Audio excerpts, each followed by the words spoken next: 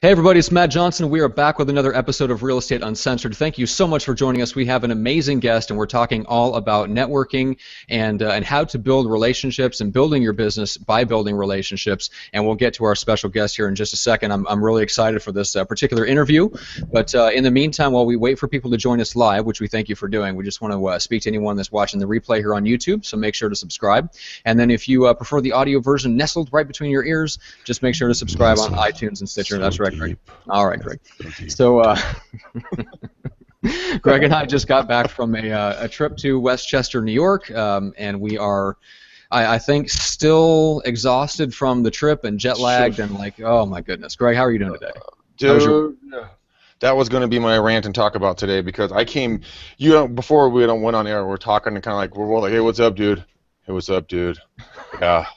Because we both got back. Matt took 3 planes back. I took 2 planes back. I almost missed getting on my last plane because Chicago O'Hare, in their infinite wisdom, decided to change the gate of the plane 3 different times, and I had to sprint through the airport, all 6'5" of me carrying a bag, running, knocking over small children as I went, not caring as I did, just to make sure that I would get on the plane. No, I didn't hit any kids, just a few old people.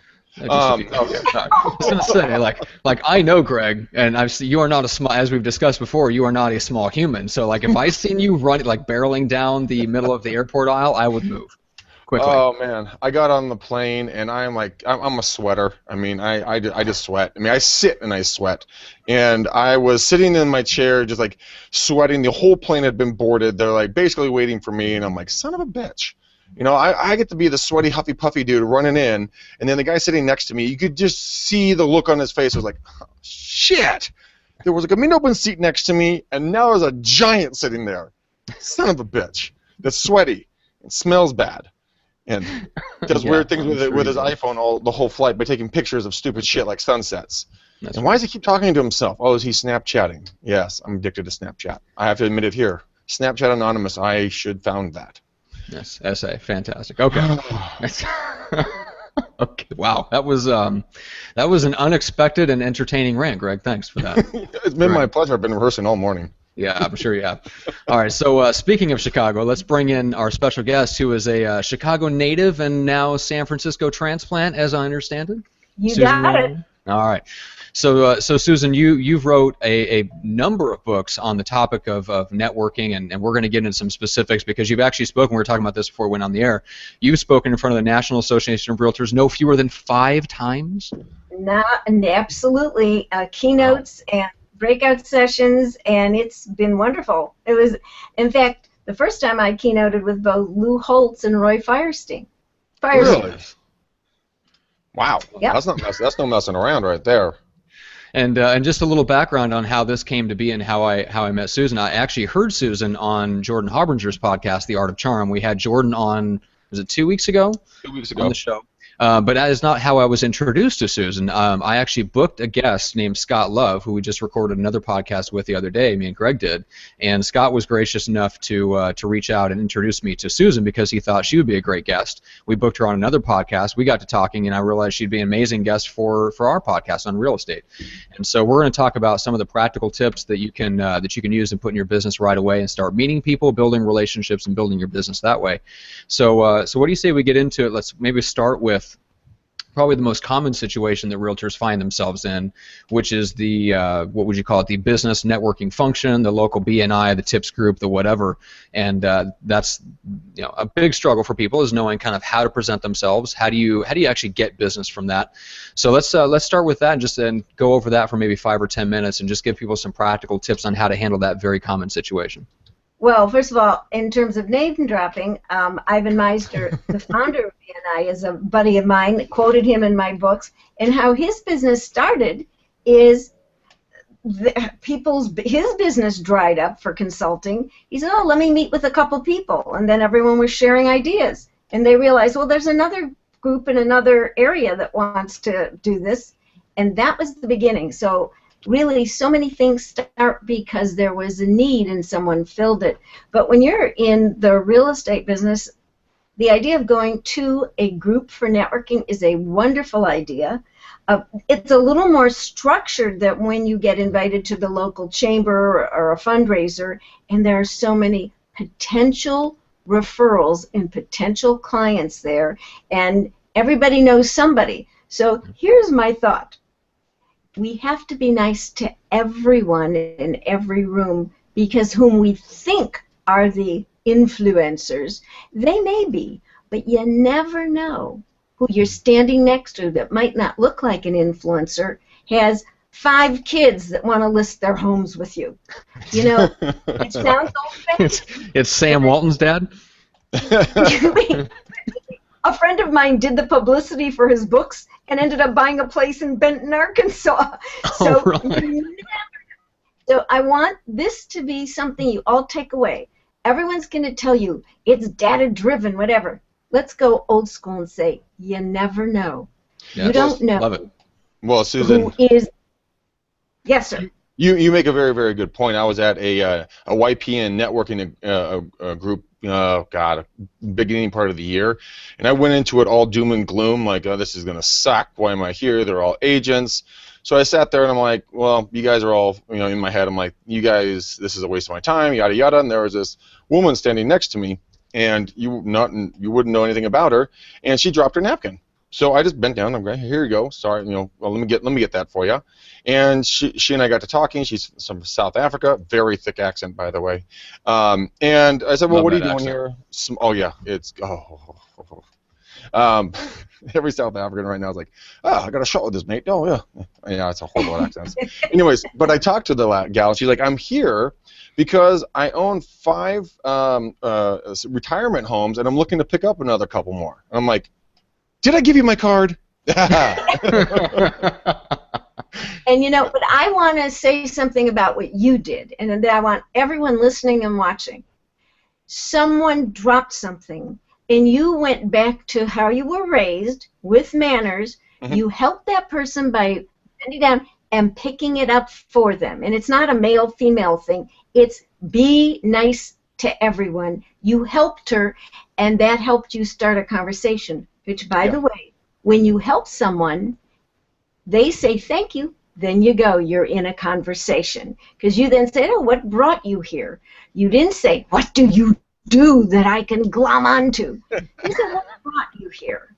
So you were, I know you're going to say, oh, no, I'm not that good. You were good because you were pleasant, you were affable, you were well-mannered, and you found out so much about her. And I spent a lot of time in South Africa because I was kind of a South African family, and I so love their accent. What I love the most is to be in a foreign country where I actually understood the language. It's a beautiful country. But, that's what each one of us can do. Be polite. Remember your manners. Okay, This is probably going to irritate some of you. Good. I hope you listen to your mother and your father, because they taught you how to do this. Nobody said to their kids, hey, stand in the corner and be aloof. Well, Matt, they taught you that, didn't they? No. You guys are my... What we want to do is remember that, and I'm going to give you this statistic. Dr. Philip Zimbardo, who founded the Stanford Shyness Clinic in the 80s, discovered that almost 90% of us, and it varies depending on who did the research, so even just say it's 50 to 80% of us self-identify as shy. You go to that BNI event, you go to that MS fundraiser, you go to that soccer game, or if you're lucky, you're going to a baseball game, or you're going even to the soccer game of your kids' league, you are going to be with other people. Remember, even if it's a wedding of a friend, let's say 50 to 80 to 90% of those other people are uncomfortable. They were like you, oh my God, what am I doing here? Who are these people? I don't know what to talk to them. If you will do, this is the Susan RoAne magic trick, the mingling trick. I want everyone to reverse their thinking. Instead of thinking, what can I do to make myself comfortable? Oh my God, like I said, I put on more makeup, I sprayed my hair. I want you to think about this. What can I do to make every one of those people comfortable with me? When you change that thought, you become less self-conscious. You make someone comfortable. They reach out to you because you've been so nice to, like, relieve them of anonymity, and the next thing you know, you're in a conversation. And don't for a minute think that some people are fabulously interesting because they rock climb and they jump out of perfectly good planes, and other people who might, like me, just take walks. I'm not so interesting. Actually, I'm fabulously interesting. Well, if you weren't going to say it, I was going to say it. Yeah, me too. By the way, don't be afraid to say something nice about yourself. That's one of my hints. But do it with a sense of humor. Yeah, but Matt, keep that in mind. Everybody is interesting. Look, we have these two interesting guys and me. There's three of us. If you talk to people and find out what they're interested in, they become animated. And then you're in an interesting conversation. They do. Do you use or are you a proponent of the Ford script, the family, occupation, recreation, and dreams scripting, so that you can withdraw information from people instead of like talking about yourself all the time, with having them talk to you about them? That's one of the things that I use a lot. Well, if it works for you, do that. Let me give you what I wrote and what do I say next, and this is based on research.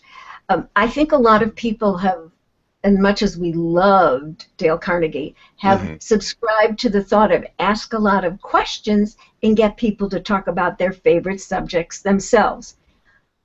Don't do that. Because if you're asking a lot of questions, you're usually, and I don't mean you, but any one of us who does, we're usually over the limit, we're usually felt like we're nosy, we're prying, etc.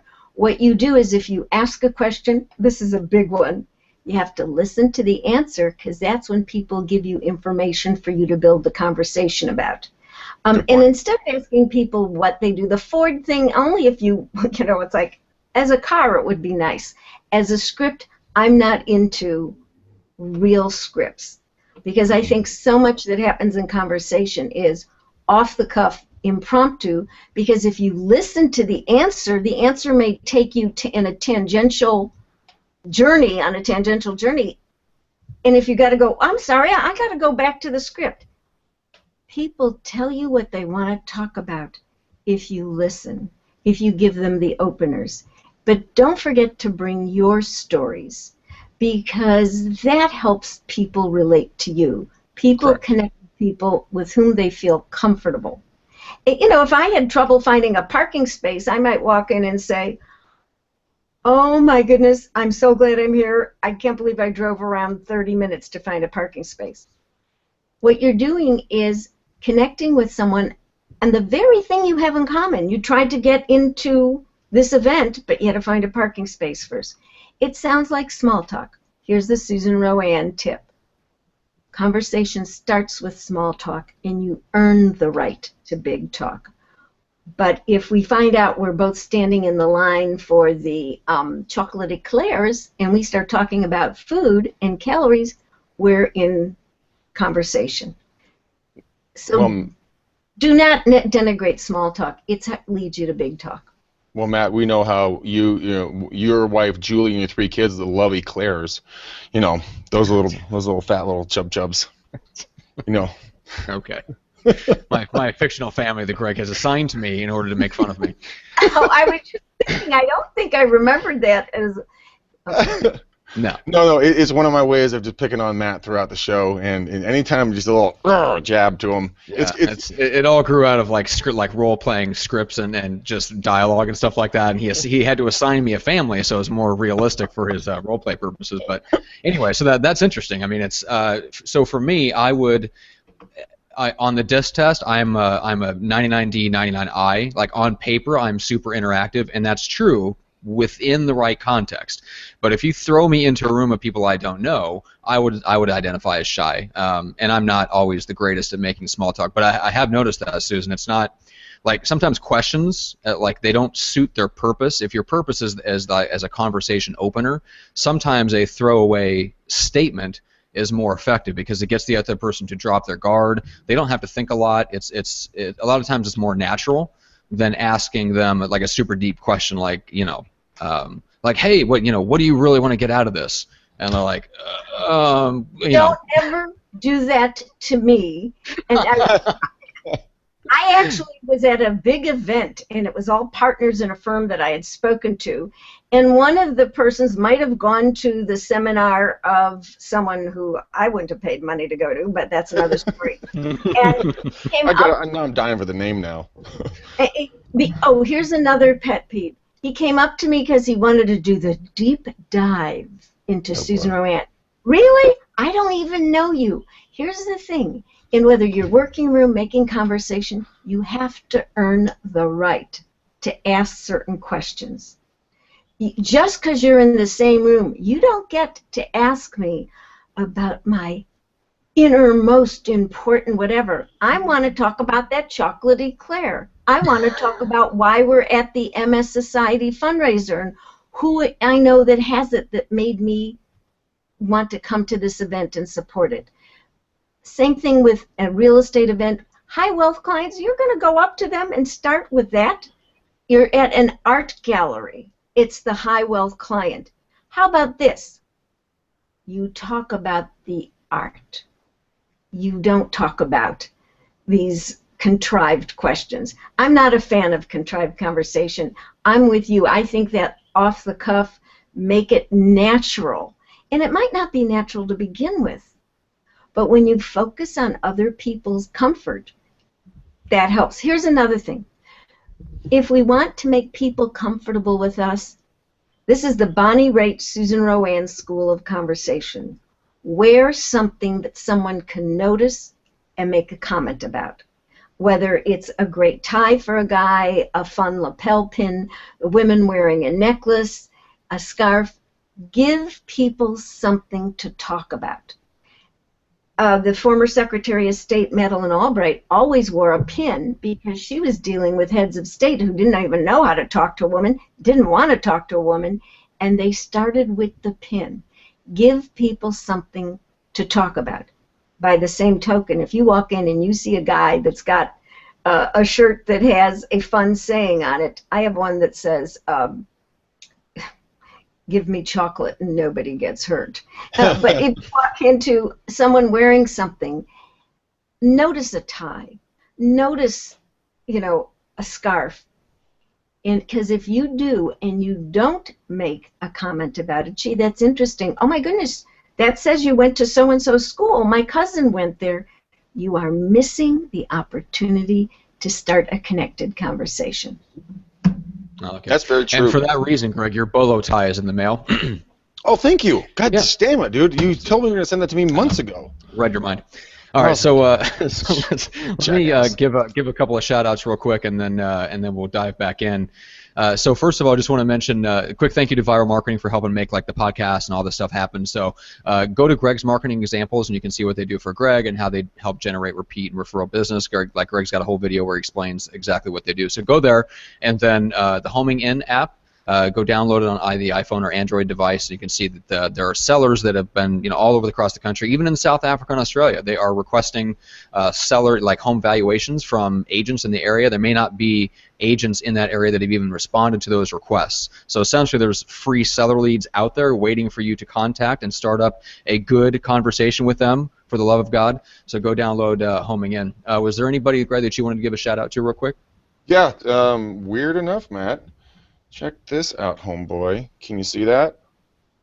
I see that. Is that a valuation request? From Homing In. Literally, my phone just buzzed as we were sitting here, and it's on a street called, well, I'm not going to tell you what street it's on. What the heck am I doing? A flock of realtors descend upon that street. Yeah, I'm like, wait, no. Oh, yeah, but I just got one. I also talked to my boy Jason. He got a lead from Homing In as well. Jose from Long Beach has got a lead from Homing In, guys. So this shit works. I mean, we're not just sitting here just talking, blowing smoke up your skirt. This thing really does work.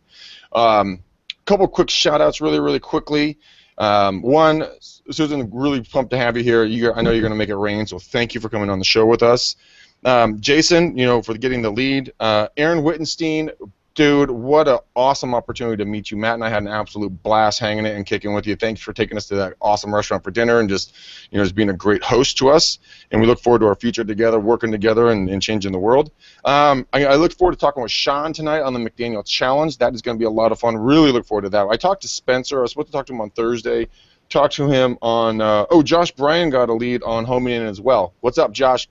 And so I talked to Spencer. He's an ex-chef. And we came up with a whole plan on how he's going to use his 15 years of being a high-end chef on how to break into the real estate market. So, Spence, dude, much love to you, brother.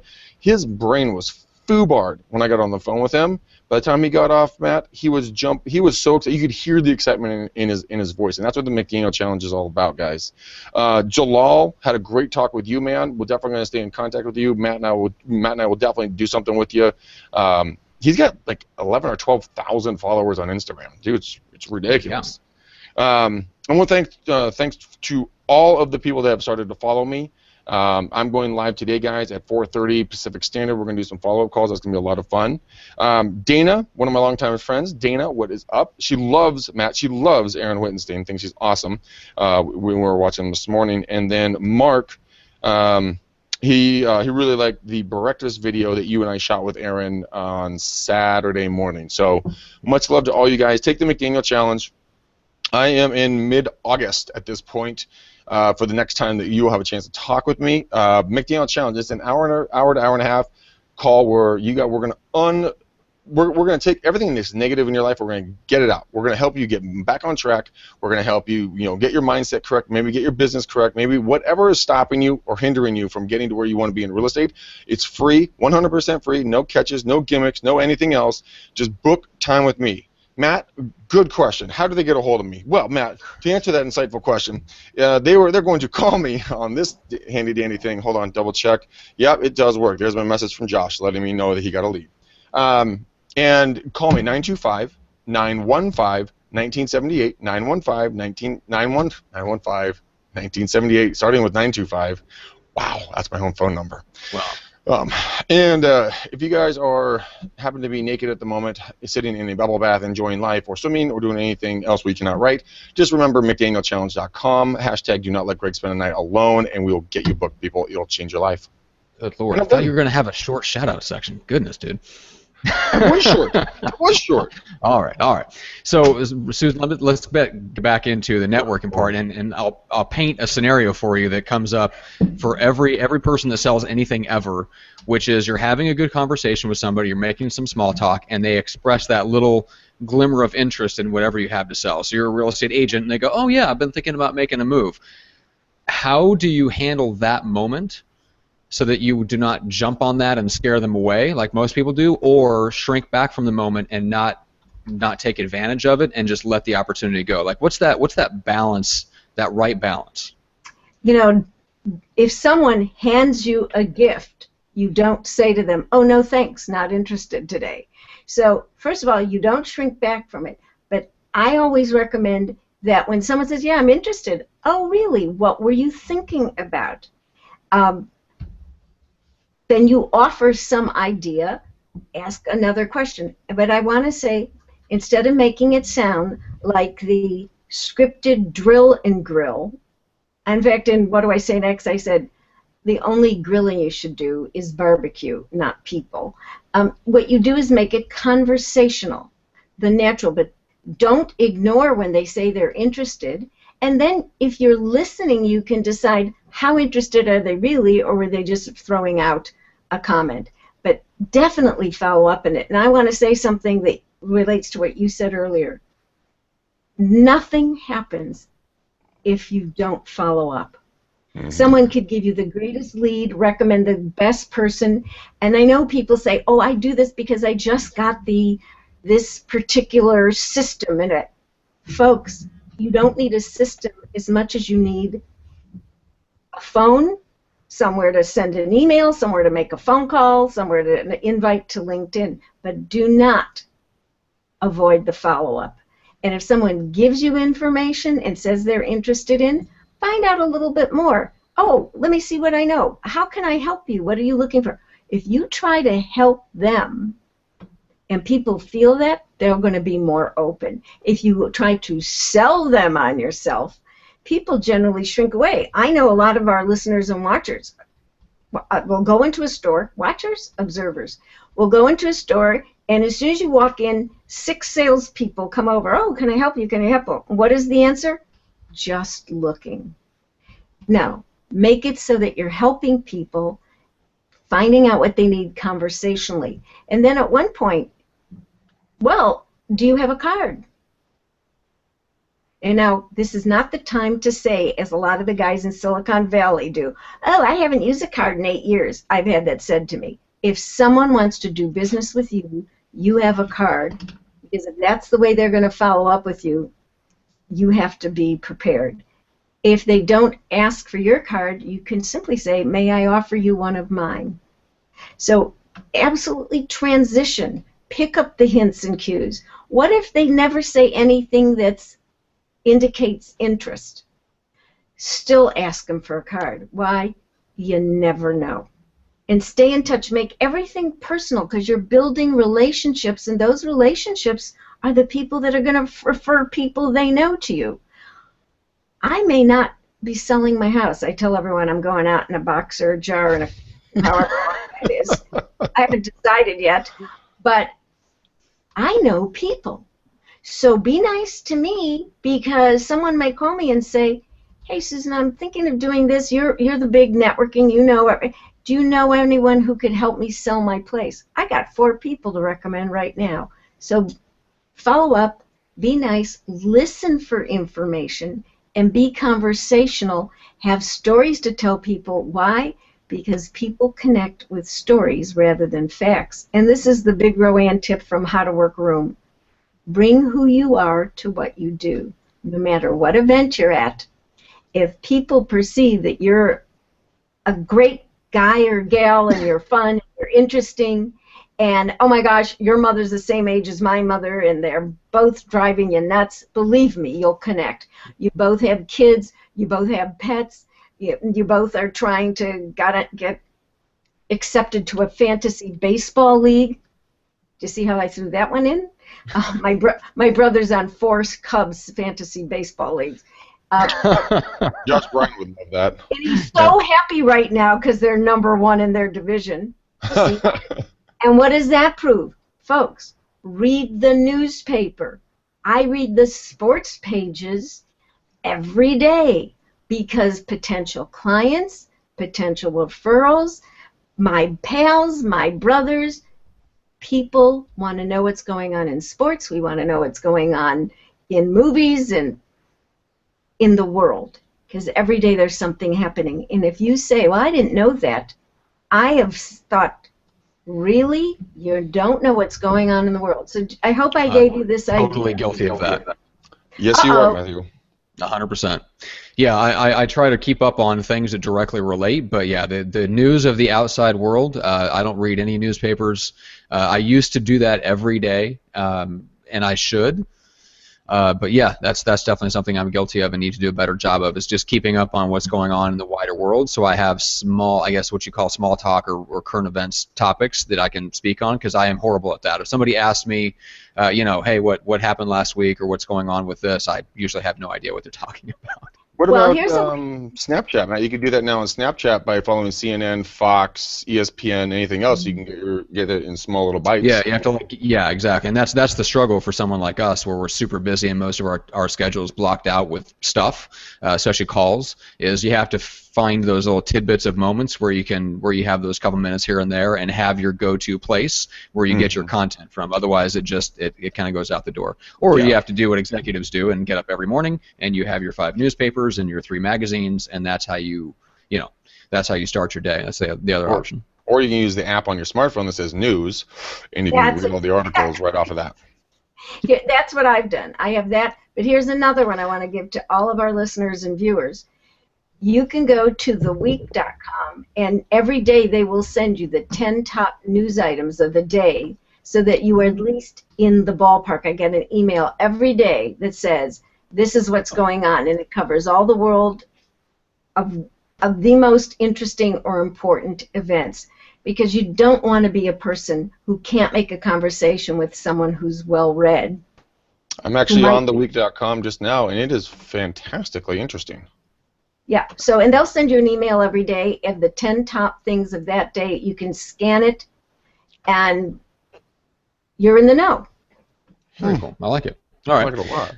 So let's talk about referral relationships a little bit. We talked about kind of the situations where you might meet some people that have the potential to, that obviously they themselves are potential clients, but you're also meeting people with the specific potential to refer you business. So let's say you meet someone, but it's not in this kind of structured BNI or tips group. You're not really sure when you're going to see them again, but you think, that person, they know a lot of people, and I would love to have a deeper relationship with them and possibly talk to them on a regular basis and exchange referrals. So how would you take that relationship from meeting them somewhere, just in life or at an event, and kind of draw them in closer to you when you have really no structured way to see them again? Okay, you're right up my alley here. Here's what you do. You meet someone, you've got their card. Now, this is going to sound very old school, but you can actually send them an email saying, hey, it was so interesting meeting you. I so enjoyed our conversation about. We have some real connected issues. Would love to get together again for a beer, a cup of coffee, etc. When you're in the same geographic area, and you can just say, not just throw that out, throw out at least 3 possible dates that you're available.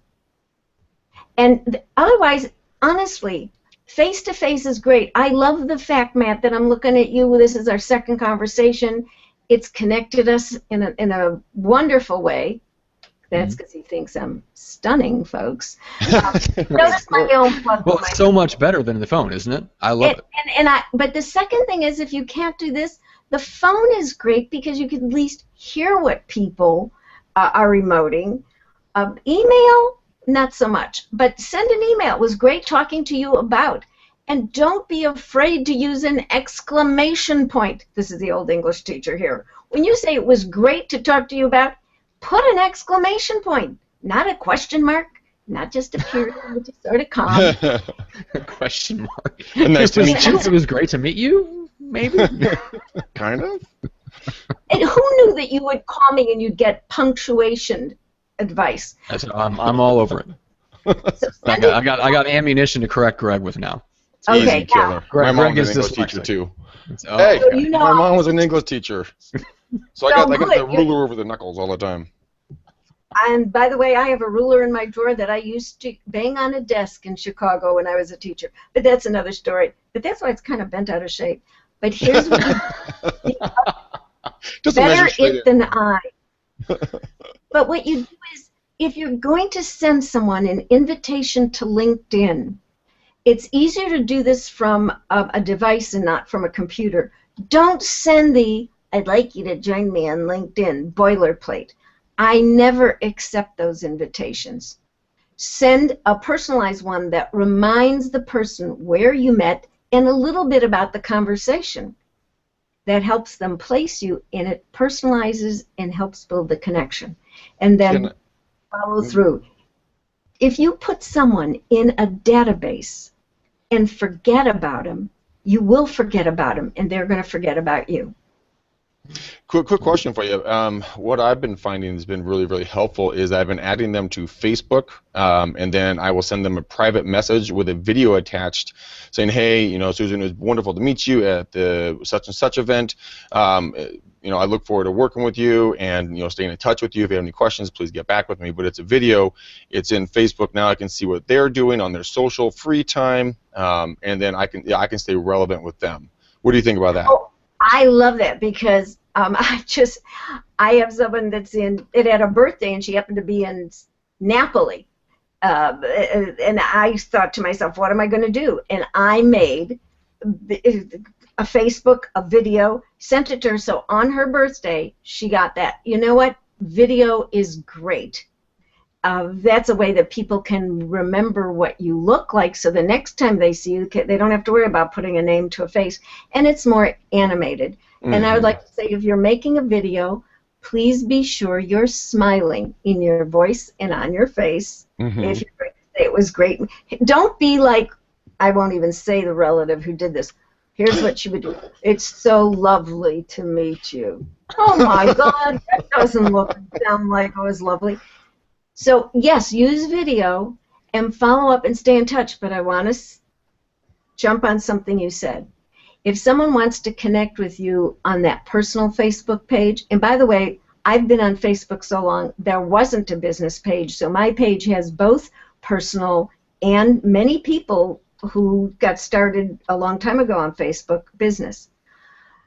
I never post anything, and I would suggest you follow my advice, that I wouldn't have wanted my favorite grandparent to see, or if needs be, the judge in some court of law. Yeah. You make sure that you don't put anything, because you don't know which business person's coming to your personal page, that unless you have privacy settings, you do not want to have anything out that could impact someone's decision about doing business with you. So I should take all my naked photos down? I think that's a really good idea. And the Speedo photos? All right. Man, I would there also, goes my social life. I would also suggest, I've mentioned it on the show before, but there's a setting in Facebook where people cannot tag you without your approval. So if you do like to go out and have a good time, or you hit Vegas or something like that, make sure that the people can't just tag you in whatever picture they felt like taking at an awkward moment, and or something like that. I mean, there's that hasn't happened to me, like with Vegas photos or anything, but somebody posted something where I was like, that's not the greatest representation of me, and I would like to not have that happen again, so change that setting. But here's another thing. Don't post pictures of someone without their permission. Yeah. That's number one. And number two, I just came back from Vegas Saturday, 109 degrees, 107 degrees. I went to visit the nephews, and I brought them pickup sticks. Now, I've been sending the picture to everyone. I put it on the Facebook page. People have been writing me, oh, my goodness, I remember pickup sticks. There I was on the floor trying not to move another stick and playing pickup sticks. And you know what? Even my business pals liked it and made remarks, because it shows a real you. And like I wrote someone, getting down on the floor is easy. Getting up, not so easy.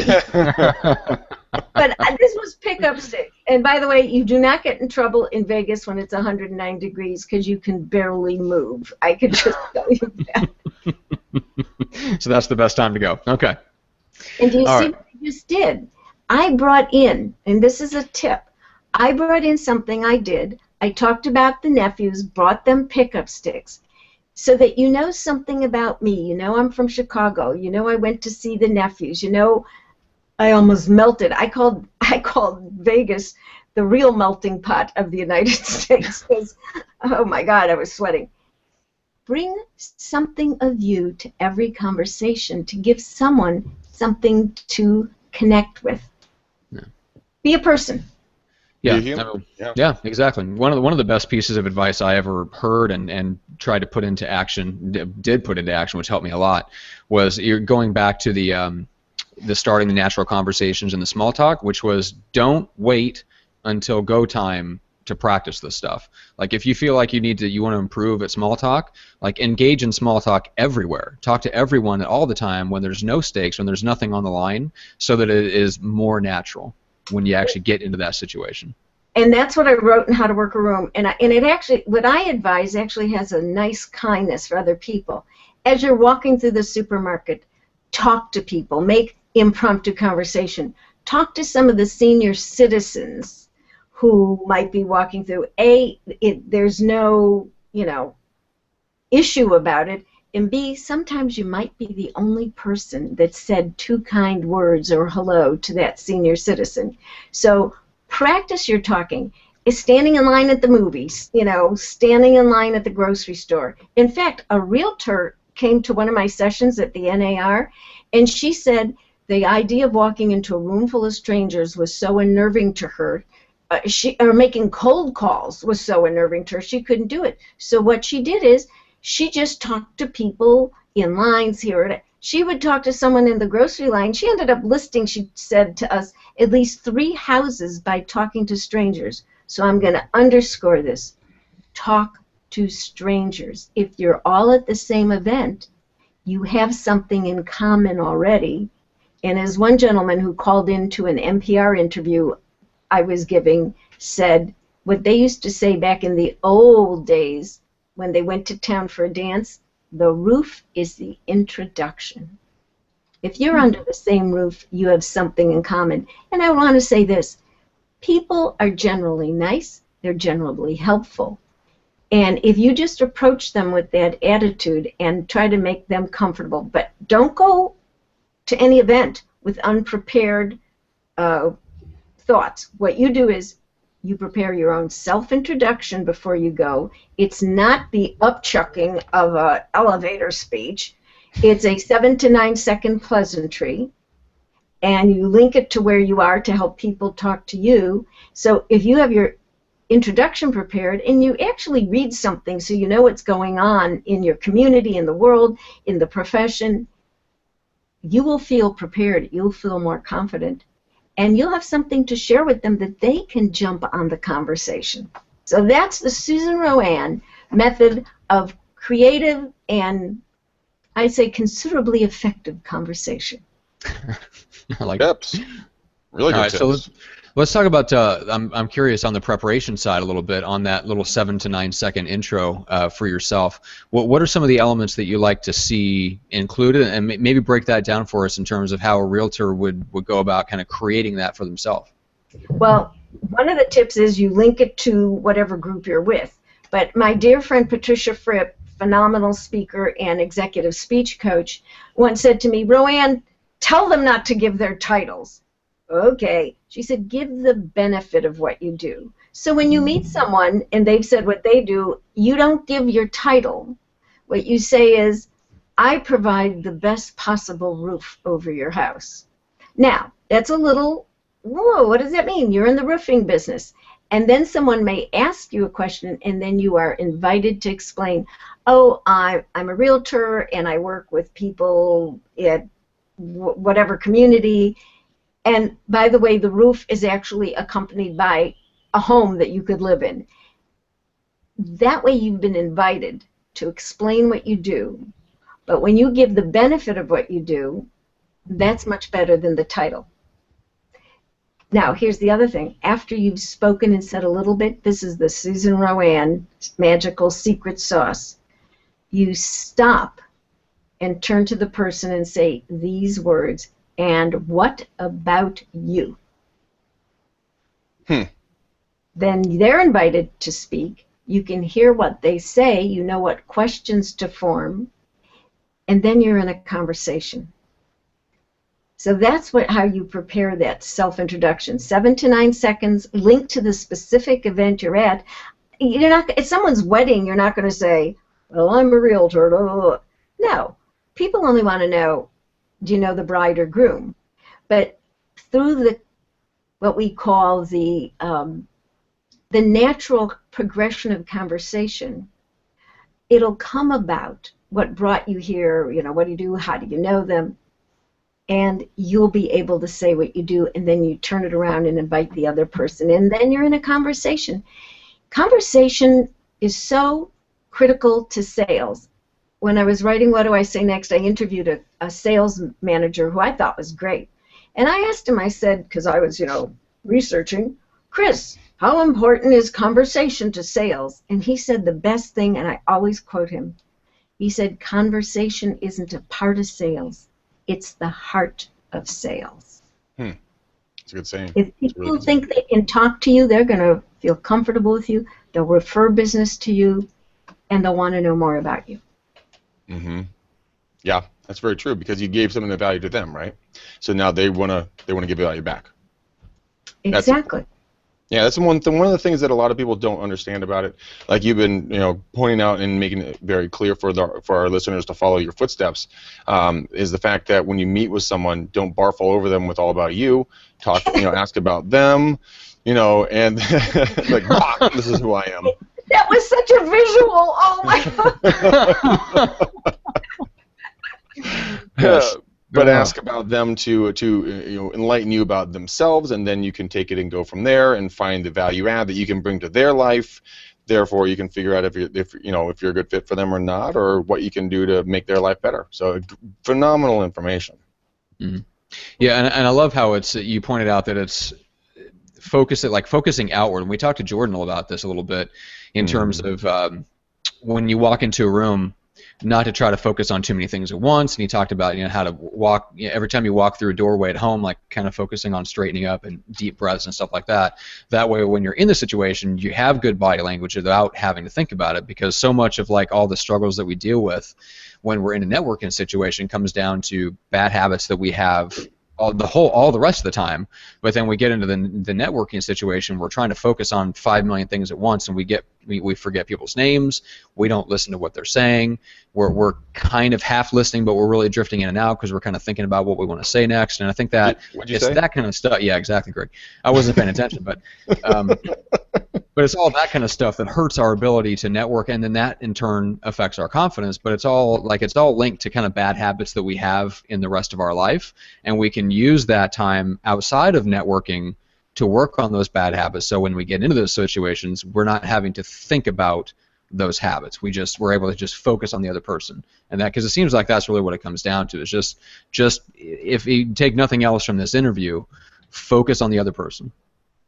Right, and focus on the other person because you're interested, not because you have something to sell. Because most people, if you think you're selling something, it's as if you emblazoned it on your forehead. That can be very off-putting. But if you go there with the idea, I'm going to connect with people because there's a possibility we can help each other, you know what?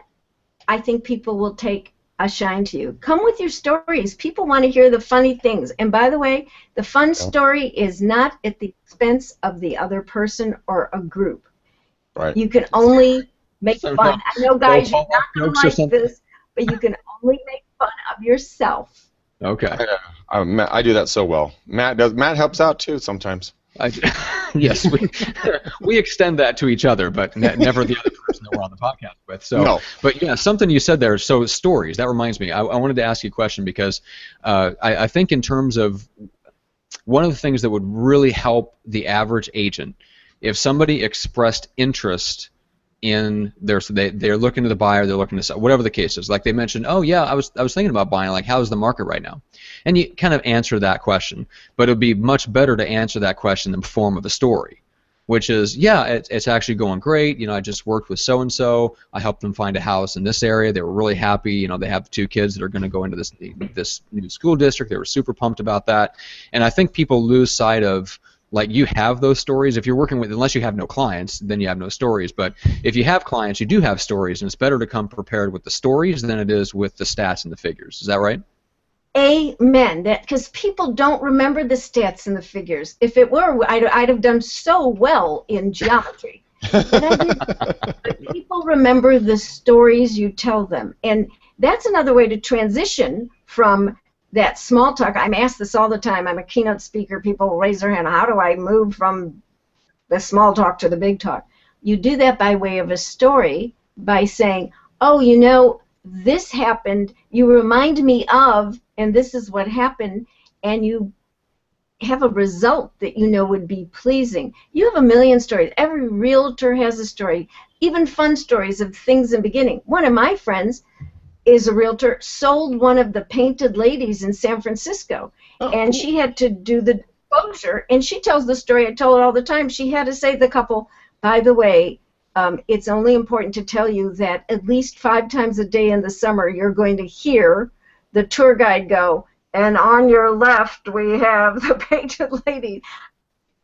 It's such a fun story to tell the people that know San Francisco and the painted ladies. She told it to me. I tell it to other people. It's in my brain. Mm-hmm. So, as a person, and I'm going to give you this, yes, the Susan RoAne version. Don't treat people as prospects at any event. Nobody likes that treatment. Treat them like people that you're already interested in and that they're interested in you, and that will help connect you. Mm-hmm. Very true. Yeah. Very true. I think it goes back to and we've talked a lot on the show with various guests, just that the short-term versus the long-term mindset. I think realtors, because just lack of business experience and always needing that next commission get stuck in that short-term mindset. Where's the next client? Where's the next deal going to come from? And they lose sight of the long term, right? So they go into a situation like that and they need that next deal. So they're looking for the next deal rather than, hey, let's meet some people, let's add them to my database, and 2 years from now maybe they know someone, if I keep in touch with them, that I will get a deal from them indirectly. I think people have a hard time with how indirect sales and relationships and kind of building a business can really be. Like, we've talked about it, you and I, Greg, like the podcast that we do, like we don't really make any money directly from the podcast. It's all indirect. It's all from the relationships. It's all from the connections that we make and all this stuff. And a lot of the networking is a lot like that, right? So you get out there and network, and you may not make a lot of sales directly to the people that you meet. It's the people that they refer you, or so I think people struggle with that kind of. Do you find that, Susan, that people struggle with that kind of a short-term versus long-term mindset? Absolutely, and that here's the whole thing: are you in your life for long-term results? Because really, when you're building a career, you're building it long-term. And the truth is, the person that doesn't plan to sell their house may have a friend that does. Someone I know, I'm going to reveal a little personal. I happen to love the Scion 2006 version. Someone once stopped me and said, "Hey lady, your car looks like a lunchbox." I didn't even ask if he thought that. But I saw one parked outside my building, and then I saw the guy that owned it. And I just said, "Oh my gosh, I love your car. If you're ever going to sell it, let me know."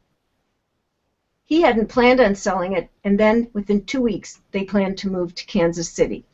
Guess who has a silver Scion that looks like a lunchbox? Is that the Scion XB, the little boxy one?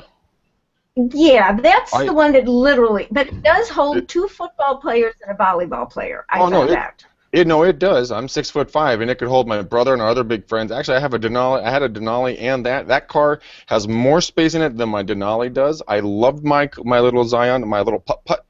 I zipped around town in that thing, all wrapped, with our logo and marketing and everything. And I got rid of that thing 3 or 4 years ago, and I still got hey, Greg, I just saw this the little car around town. I'm like, that's fantastically interesting. What drugs are you on? Because that hasn't been around for about 4 or 5 years now. Well, they stopped making it, but if you don't, here's what the point of that is. If you don't let people know what you're interested in, how can they possibly refer business to you? So if you do that offhandedly, off the cuff, hey, I'd be happy to work with any of your friends. But if you say it in a conversational way, you've planted it in their brain so they know you would be happy to work with their friends. It's good to let people know. I once helped put together a San Francisco Chamber marketing event for small business, and someone said to me, "Susan, I help a lot of people. How come they don't know how to help me?" And I had to think of the answer. My answer was, really? People don't even know how to help themselves. How can they know how to help you? If you don't, I know I sounded just like my grandmother. Oh, my goodness. But if you don't tell people what you need, but not in a pressured way, but in a conversational way, they would have no way to know that you're interested in that. So I think that's important. That's how I have my silver Scion that looks like literally a lunchbox, and I love it. And it's, by the way, 5-speed, so I'm one of those stick shift ladies. In the city? Wow. Are you impressed? Yes, I am. Now, yeah. 100% I am. I'm on automatic, and I still don't like going up some of those hills. I drive stick shift up and down the hills of San Francisco, so I didn't know that that was cool until I had a client in my car, and I go to start it, and he went, "You drive a stick shift?" And I go, "Well, of course I do." So if any one of our listeners or viewers would like a stick shift ride up and down the hills of San Francisco, feel free to give me a call. And especially if you know a company that wants to hire a speaker that'll teach you all how to work a room, mingle, network. How to get stick shift rides and refer clients. This is a win-win for everybody. All right, well, speaking of how to work a room, so the 25th anniversary edition is out, which is ridiculous, and you've written a number of other books around and kind of around the same topic of networking and savvy socializing, and so I want to encourage people, just go get a hold of the book, start with How to Work a Room, and then check out all of her other books. You should pick up every single one of them right this second on Amazon. Is there any other place that you'd like to send people to get your book other than Amazon? You know, really, if you go to my site, I send people to a variety of bookstores, not only Barnes & Noble online, but also Powell's, because one of my friends from grammar school in Chicago is Powell's. So really? Who knew in 8th grade, you know? But I like to So you should be nice to everybody? Be nice to everyone. Also, I support independent bookstores. So if you have an independent bookstore in your community and you want to keep it so you have somewhere to go to browse books, please, even if they don't have my book there, they will get it for you.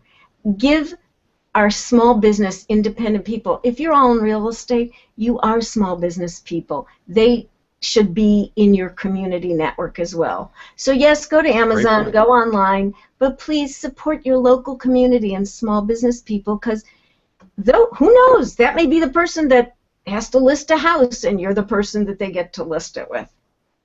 It's very true. I talk a lot about referral networks for real estate agents, and never once thought about my favorite people in the world, booksellers. How is that possible, Greg? Slap me when the next time we see each other in person. Just smack me. Hold on. This is for my friend up north. Pimp slap. Okay. Okay. And I would also like to point out that if you'd like to learn more about Susan and her speaking, and seriously, if you do know someone that handles the corporate booking or anything like that for events, or if you know someone at CAR or National Association of Realtors, she's spoken there multiple times before. If you know of any real estate conferences that might like to have Susan, just go to SusanRoAne.com. So it's RoAne is the last name, SusanRoAne.com. You get all the information there, blogs, books, speaking, all that good stuff. So I just wanted to point that out at the end. So. Thank you. Yes, Susan, it was a pleasure. I really appreciate you doing this. This was a lot of fun. I knew you'd be fun because of our prior conversation, but it definitely lived up to it. Well, thank you. And then if anyone wants extra tips, feel free to follow me on Twitter, because you will get more than you bargained for. And it's at Susan RoAne, SusanRoAne, and come to my site because you get a free ebook, and just scroll down the homepage and you can get a free ebook of the best of savvy business networking. That's good stuff right there. That's worth the price of admission right there, folks. That's what everyone needs, especially real estate agents. We're kind of clumsy, we're like a puppy. We got big paws and ears, and we trip over them all the time. And getting that book is going to minimize that as fast as possible. like a horse is learning to walk. All right. Well, with that, guys, we'll say our public goodbyes here. Susan, hang out with us for a second, but until then, we've got, let's see, a couple of good interviews coming up on Friday. We have Brad Inman, the founder of Inman News, which is pretty much the newspaper of record, I guess, for the real estate industry. We'll also have Aaron Wittenstein, our friend, on for the first few minutes of that show as well, to answer a couple questions from the Facebook group. So, and then we're back here, me and Greg, on Wednesday for just a Q&A show with me and him. So if you have anything that you want us to ask or want us to answer on the show, ask us on Facebook, shoot us a message, or leave it in the Facebook page for Real Estate Uncensored. So until then, guys, thank you so much, and we'll see you then. Love you guys. See you Wednesday.